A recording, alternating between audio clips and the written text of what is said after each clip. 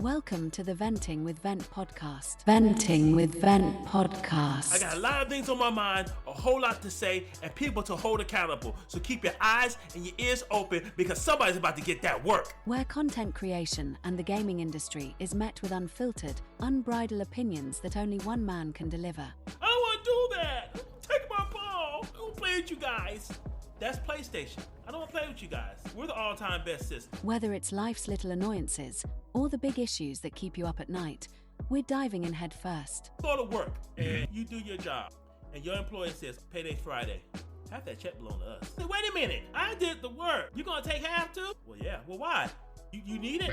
Oh, we're owned by a larger company. Why are you taking it? With your host, a prolific live streamer, dynamic YouTuber, a comedic truth bringer, and all-around wise soul, Venturous. Guys, you're going to have a wonderful time here. You're going to sit back, grab your advice, and we're just going to vent, and keep venting. That's what I do. That's all I know. It's in my name. I invented the venting. Now, let's start the show.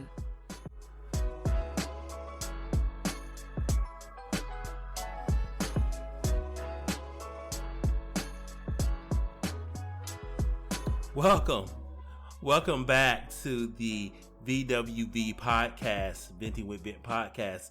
I'm your host, Venturous, and this is episode 6. Are free-to-play games an issue? Hopefully we get to answer that question for you guys, and I'll give you my thoughts as only I can do it, because I am the man that vents about all this great stuff, as you might have seen in some previous episodes. But let's get into it. Let's get started into it. We're going to be going into what free-to-play is. Are there issues? I'm going to tell you what's going on, and I hope you like it. If you don't like it, that's too damn bad. We're going to go with it anyway. So, yeah, free-to-play issues. We all have jumped and played into them. We've seen them. We get advertisements on our telephones. We get them on our televisions. Some of our kids, if you got kids, are playing these things right now. Everything's about the free-to-play, even some of these AAA titles don't even have an answer for this particular free-to-play actual thing going on here. It's like, what do we do with this? How do we battle the free-to-play model? We don't know. So I'm going to tell you maybe why that could be an issue. But before we do that, for you guys way in the back who are like, hey, what the hell is a free-to-play? What is that? Well, F2P, free-to-play, is a gaming model of how some developers and publishers build their games. So free-to-play game is a game that is released onto the market. It is set to either be mostly downloaded and not so much bought, but mostly downloaded to pretty much multiple players, usually across multiple platforms, from people to free-to-play. The thing about it is that the game is easily able to be launched, easily able to be played, and the general gameplay mechanics is open for pretty much any and everyone to play, with the hopes of the developer or the publisher being able to monetize and bring certain things into the game that will allow you to spend real world dollars to better customize and to build upon your video game experience. That's what free-to-play games are. So you might be like, okay, well, what do you mean? Elaborate a little bit, Venturous. Well, I'm going to do that. Okay, we're venting here. So, Fortnite is a free-to-play game. Marvel's Rivals is a free-to-play game. So you guys know these titles, right? These titles are very highly colorful. They have characters galore that we all know and love, that we've seen in multiple parts of media. We get to play them. We get to live out our fantasies, being Captain America, or playing with the Ninja Turtles, or being able to jump in and be John Wick, or maybe you want to jump in and play Spider-Man, or any one of these popular pop culture type of characters usually are in these games. Fortnite is huge about this. It seems like every month they're bring back or bring in all types of different icons. You got Eminem, Snoop Dogg's in it, the Ninja Turtles, a ton of Marvel characters, you name them, they brought them in there. I remember at one time they had the Doom skin in Fortnite. Who else? Their own particular made skins. And it is just a wide world of things. Not to mention they bring in all these different game modes for you to play and explore and just have like a ball into it. So Fortnite is definitely the biggest free-to-play game I think known to man has ever been out there. You can correct me if I'm wrong, but Fortnite is a huge example. Marvel's Rivals, as we were just mentioning, Marvel characters, is basically, if you guys know the game Overwatch, it is basically an Overwatch clone of Marvel characters. And quite frankly, it's doing extremely well. It's got Marvel characters doing team objective-based gameplay, and it's extremely fun. I've played both of these games. I have some of my buddies, some of my colleagues, some of the people who stream and put out content for these games, and they're both really, really good.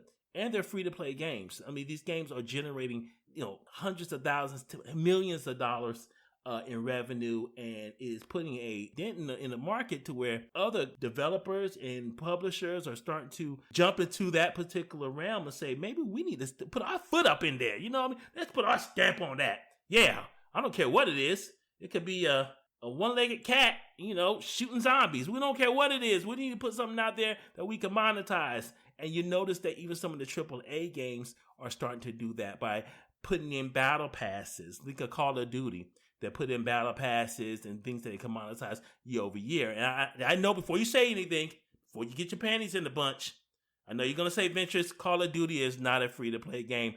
That's not my point. My point is that the free-to-play model affects a lot of what's going on in the industry in making even games that you do pay almost full price for monetize things that publishers will continue to do as like a free-to-play model, kind of a best of both worlds kind of things. That's how much of an impact it has brought into the video game market nowadays, guys. It's just crazy, you know what I mean? And you're like, well, how does it stick? I mean, you got to think about it. Most of these things are cross-play and they're cross-progression, and they bring all your friends into one space. No one has to go back to like 1998 where my friend had a PlayStation and you had an Xbox, and you had the one PC guy who didn't want to play with nobody, and we don't know how we can play any of these games, and we had to kind of sync up, and maybe I need to buy a second console. No, none of that. Free-to-play games usually bypass all of that. They give you options to play with all your friends and be able to jump in and just play all together, which is almost like a utopia. Most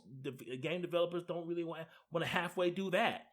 So it makes things so much better when you can play with your friends and you don't have that restriction. I mean, not to mention the advertising. You see all the great high-end CGI graphics and just the great things, or the character reveals or something, just giving you all this type of hype for the new season coming out, for something that you got going on, or something that you've been waiting for a long time. Maybe you've been following this air quote free-to-play game, on maybe its sites or something, and they finally release something that most of the player base has been asking for, and everyone just is like going crazy over it. So, there's a huge appeal for that.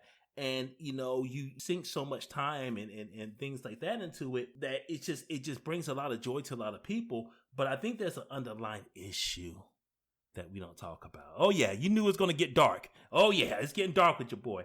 It can also be problematic, okay?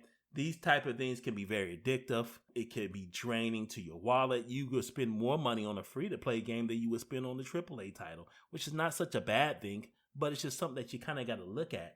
And that's really where we're going to in this particular episode on the podcast. Is it really an issue? Does it bother you guys that some of these things I'm going to bring up are actually some things you can consider an issue for the free-to-play model? If you guys love your free-to-play games, your F2P games, is it really an issue when you really think about it? I don't know, but we're going to go over it and you tell me whether it's not, right? Let's go.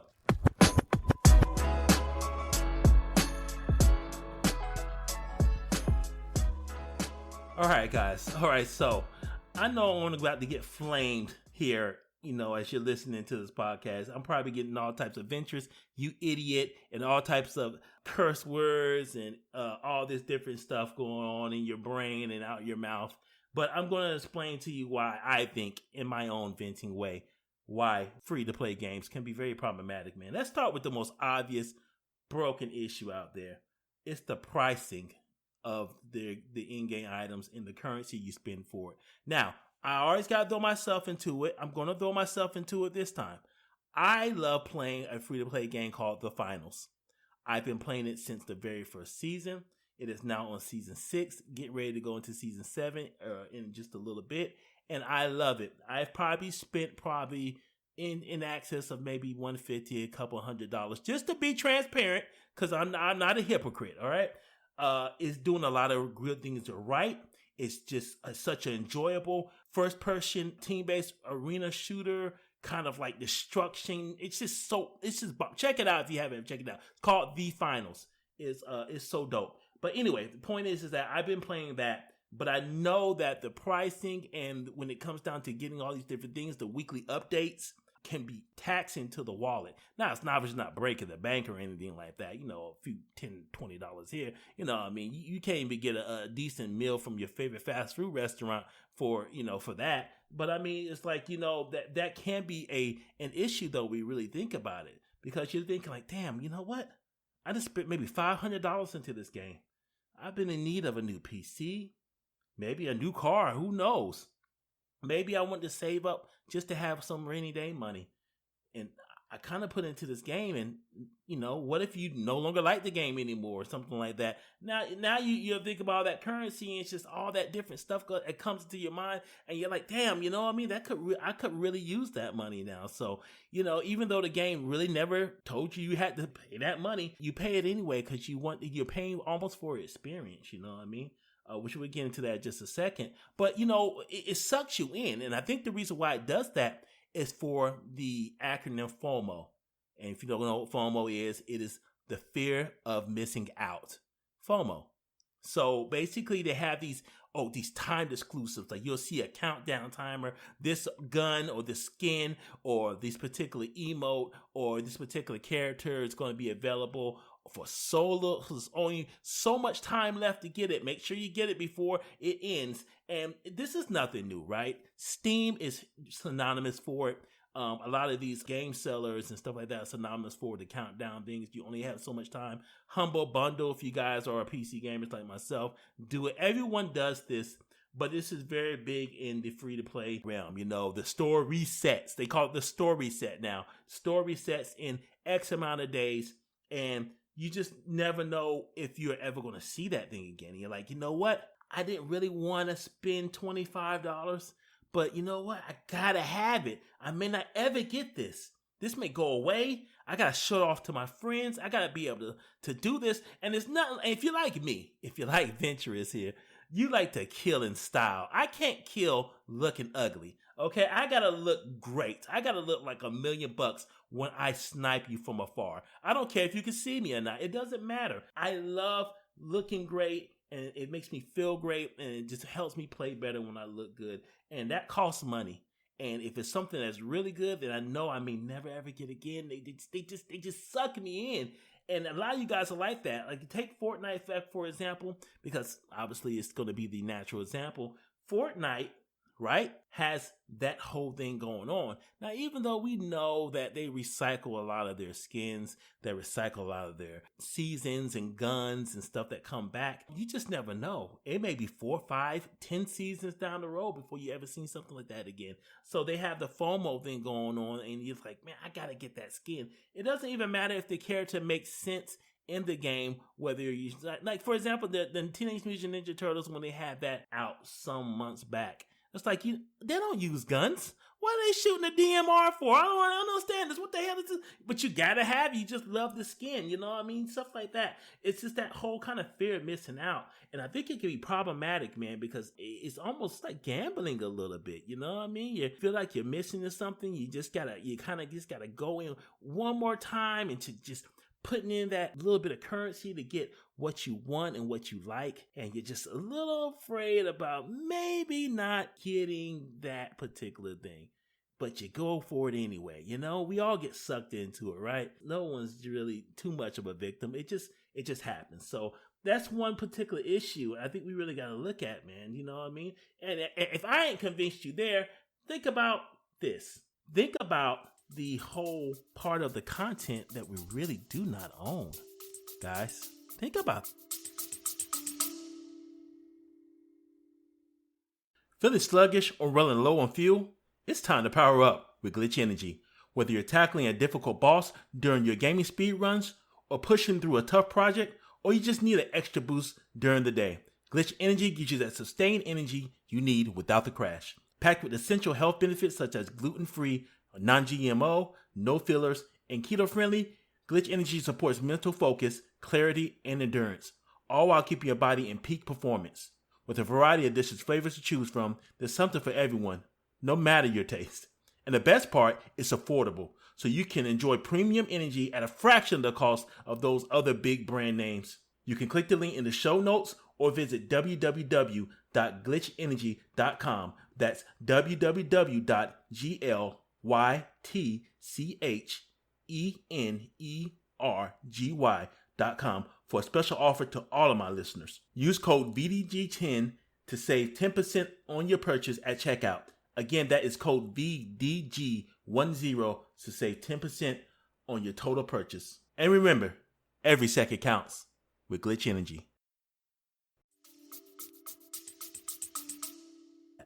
So, let me go ahead and mention on to this. Some of you guys might be in the know, air quotes, the know, but Ubisoft just recently had a lawsuit. This has an ongoing lawsuit now with a game called The Crew. This game was a online-only multiplayer racing game. Think of Forza or Forza Horizon with like a online component. Now, this obviously wasn't a free-to-play game. People did pay for it. But I'm using this as an example. So what ended up happening is when they shut down the servers for The Crew, everything that everyone paid for on those servers also got lost. No offline availability, no way to be able to play the game. The servers are gone. Ubisoft took the game away. I think it took it off the storefronts as well, and you just can't really play The Crew anymore, the first Crew. Now, for whatever reasons, who knows why they did it. Maybe they wanted to sell their copies of the Crew Motorsports or what have you. I'm not really, kind of speculating on that. I liked all the games, and I understand they have their reasons, but,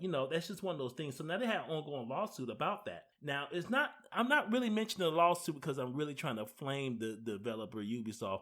I mention it to say that the content that we particularly are playing and using, we don't really own. And free-to-play games are the biggest culprits of this. Now, I'm not saying that they are going to take away your content, but if they do, man, think about all the time and the effort and the money that is spent to actually do all these different things and the money you spent to get on this content. And it's like, holy crap. Man, I'm not going to be able to play this game no more. This game's going to be gone. It's not even going to be available for me. So you understand that really, if it's not physically in your hand, you don't really own that content. And server-side, which of course we're going to talk about, you guys don't know, server-side games, which are like a lot of free-to-play games are, means the actual developer or the publisher has all the digital content and your save files on their servers to where you log in and you access that particular information. It's almost like logging into an account and going to your account settings. You know what I mean? You don't really own Netflix, but you can log into it and get all your particular content that you want because it's not stored on your computer. It's stored on an expert server. So that's the example. Instead of being client side, meaning that you have all the different data is stored on your system so that you have all the files, all the save files, the game files and all that, which some people in some older games do with modifying. That's a whole nother podcast thing. But the point is that most of these things are server-side games. If they shut them down, they shut them down. You don't own them. You can't keep them. They're gone, man. They're gone, bro. In the wind. You see them in the sky way high up there. Like, shit. There it goes. It's like a floating balloon. I get smaller and smaller, smaller in the clouds. I miss that balloon back in when I was 12. Anyway, the point is that you're going to miss these games, and they can definitely take those away. And that's a problem with free-to-play games. You guys are not going to be able to have access to those games anymore. One other example, God, I hate to mention Ubisoft again. This sucks so bad. Ubisoft had a game called X Defiant, which I loved. It was a first-person, team-based shooter with all these different game modes. Basically, think about Call of Duty, but with Ubisoft spin on it. They took their IPs, they took their characters and put them, those factions, into the game and made a first-person shooter out of it. And it was pretty solid. And I thought it was going to give Call of Duty a good run for its money, but it just didn't do very well. And unfortunately, it had to close down. So now you invested all that time and everything, but you couldn't take any other content that you had with you. Luckily, they actually did refund all the players anything that they had spent money on. They gave them refunds and all those things to make sure that they got their money back, because it wasn't really out for much more than about a year when it launched. But that's not the point. The point is that, you lose out though. You don't really own that content. So free to play games definitely fall in that realm. You know what I mean? It's kind of crazy. And even take a look at this. They're extremely hard to break away. Free to play games are extremely hard to break away from. If you're like myself that has even 50 games in your library. Now, I got 50 times 20, maybe, games in my library, digital, console-wise. I'm just a gamer like that. It makes it very hard to, when you find a really good game, like for my example, the finals, to play something else and be like, man, I want to put some time into it. I've been trying to finish Yakuza Like a Dragon for I don't know how long. I mean, every time I look at it, I say, oh man, that's a Saturday. Let's go, man. Let's play. Oh man, I got to play the finals, bro.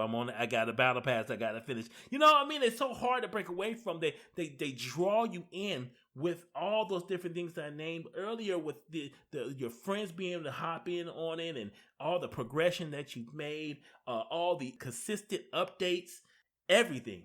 They just kind of suck you in. It's hard to kind of really get into your other libraries and jump into other different things and give you other experiences that you really want to jump and play. Other than Assassin's Creed Shadows, which I'm currently playing right now, which you guys haven't played, it's dope, but they are very, very hard to break away from. And I think that it can take away from a lot of good experiences that people can have with their other games, especially the indie titles, because I don't really think that they get a lot of love and support. And when these indie titles are dropping around the same time a new season or some new content drops from one of these free-to-play games, they just get washed along, the shore just to hang out and sunbathe and dry up and die. You know what I mean? Where Fortnite's still thriving. So, you know what I mean? That's a hard thing as well, man. I just really wish that it wasn't so addicting. That's just kind of what it is. It's so addicting the way they bring you into these games. You just can't stop playing them, I know some live streamers. I know some other content creators and just regular gamers who just love their free-to-play games, and I see them put out content, and that's all they play. That's all they play. Now, you may see, I take that back, you may see them jump in and kind of test the waters somewhere else, but they love that game, and they play that game, and that's what they're playing. I don't care what you say. I don't care what you do. I don't care how you challenge them. If you think you're going to get them off that game, if you want to, they're going to bite your hand off before you can do it. And it's like, that's how difficult it is to break away from those games, because they're just so addicting. They pull in such a good audience and so many people. It's hard, man. It's really, really hard. But I know for me, this issue was one of the killers for me. And you have to be very careful, because some of these free-to-play titles bring in a lot of issues with your own privacy. I watched a YouTube video where they had a anti-cheat program that was built into certain games. One particular game was Valorant. Valorant used this particular anti-cheat program that basically obviously stores a lot of your data, but it goes a little further sometimes. These things can store your personal information, your name, your location, your address, anything that you type in, and these are your gameplay things and all your other information you may store on their particular servers on their websites. And not all of these free-to-play model games that use these type of anti-cheats are, unscrupulous, or they don't sit here and try to sell your information and just kind of make sure that you're all jacked up in the end and someone stole your identity. But can you really trust anybody anymore these days? It's 2025. It's so difficult, right? So, you also have to be very, very careful, because your privacy is at risk. So that's what kind of had me stop playing Valorant, another free-to-play game. But those things happen, everybody's looking to sell off your information. Some smaller free-to-play game titles might need a little bit of boost or push to kind of get that funding. How do they get that funding? Well, let's be honest. If Google does it, if Facebook does it, your little small publisher who has this free-to-play game who put these things out here might be doing it too. And what is that? Selling your information. So those things happen, and it could be on the black market somewhere. It could just be some advertisers that just aren't quite right or scrupulous. And once you get to those advertisers, that particular developer may not even know if that advertises, we're not going to sell off, these names and things that you've collected from your player base onto other people. Us? Of course not. Please. That's never going to happen. Yeah, it happens. Okay. And I'm telling you firsthand, it happens. These guys will sell off all types of information, and it could be detrimental in the long run for your own privacy, and things can be taken. You may never even figure out that someone has actually gotten that information and done those things. And it just is really, really, really bad. And I'm not trying to jump down anyone's throat. I don't know particularly if Valorant has or any other particular free-to-play game title has, but you got to understand, they're free-to-play games. That means they're going into the market making a title that people may want to play. They're hoping to get their investment back from the player base and spend money with them to be able to have that game thrive and make a money-making model instead of selling something upfront for a retail cost, either on your gaming stores or either if they sell physical copies. Physical copies are going the way of the dinosaurs, but that's another podcast too. But they're doing these things to make sure that they're getting money. And if the money's running low or they're not really getting the type of things, hey, I need information for air quotes research guy might hit up one of these developers and say, do you got like 10,000 to 100,000 players that we can kind of just, get their names and addresses and things? I promise you, we're not going to do anything unscrupulous. We're just going to just send some particular information out there, and we do need this extra money, and you said you wasn't going to do this. You kind of get where I'm going here, right? I don't think I have to explain it anymore. So those are those type of things that could happen as well. And those issues, I'm sure, have happened in the past. Remember, I ain't doing no research, man. I'm not doing that. What do you think I am? I'm not Mr. Research Guy. I'm venting here. I'm just telling you what I believe I know. And if that's a problem, then challenge your boy. Which brings me to the end of the show here, guys, to this podcast. My final thoughts, hopefully, about all this is that free-to-play games are awesome. They're fun. They're great to play. But you have to be very careful about how they suck you in, and the type of effect they have on you and on your not just your lifestyle, but your privacy, your ability to get into other games, and just overall your gaming experience in your lifetime, man. They aren't necessarily the greatest thing out there to where you never have an issue. They're doing everything great. And even though I love you, the finals, I love you so much. You're so awesome. I love this game. I feel like playing it right after I get done recording this podcast. You may have problems too. Okay.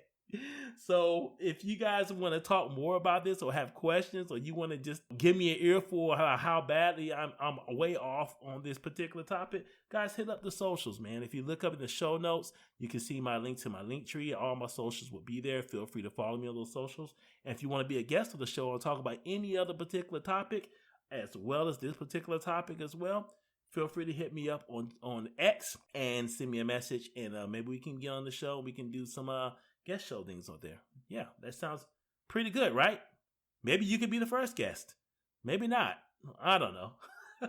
I need some guests though. We're looking for guests here. So if you guys are interested, then definitely hit me up. You know what I mean? Be a somebody, okay? You can't just be just any old guy on the street. I need to know that you are of some substance, right? Some person. You know what I mean? I love all you guys, but y'all know what I mean. Anyway, the point is we're gonna get out of here and get ready to probably play some more free-to-play games.